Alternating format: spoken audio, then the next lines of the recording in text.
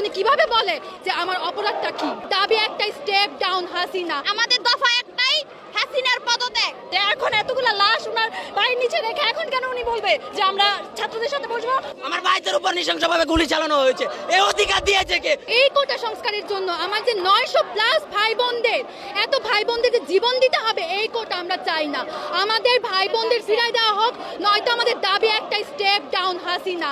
আমাদের একদম এক দাবি, হাসিনার পদত্যাগ ছাড়া আমরা আন্দোলন থামাবো না। আন্দোলন চলছে, চলবে। আমার বুকে গুলি কর, কিন্তু আন্দোলন থামাবো না। প্রত্যেকটা সমাবেশে উনি মিথ্যা কথা বলে, উনি ওনার অভিনয়।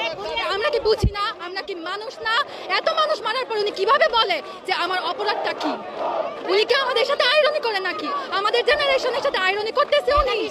এত কিছুর পরে উনি আইসা আবার কিভাবে জিজ্ঞেস করে নাকি? লজ্জা করে না? উনি জিজ্ঞেস করে কিভাবে যে আমার অপরাধটা কি? এত মানুষ মারছে, আমার দেশটা পুরা ছারখার হয়ে যাচ্ছে। এটার জন্য ওনার পদত্যাগ আমরা চাই, এটা আমাদের দাবি। এখন কোনো কথা বলার নেই, যা কথা বলার ছিল তা যদি আগেই বলে ফেলতো তাহলে এতজন মারা যায় না। কাউকে মারার পর তো সমাধানে আসে না। আমাদের দফা একটাই, হাসিনার পদত্যাগ। এখন এতগুলা লাশ ওনার বাড়ির নিচে রেখে এখন কেন উনি বলবে যে আমরা ছাত্রদের সাথে বসবো? তখন উনি কই ছিল? তখন উনি জ্ঞান কই ছিল? তখন মাইরি কই ছিল?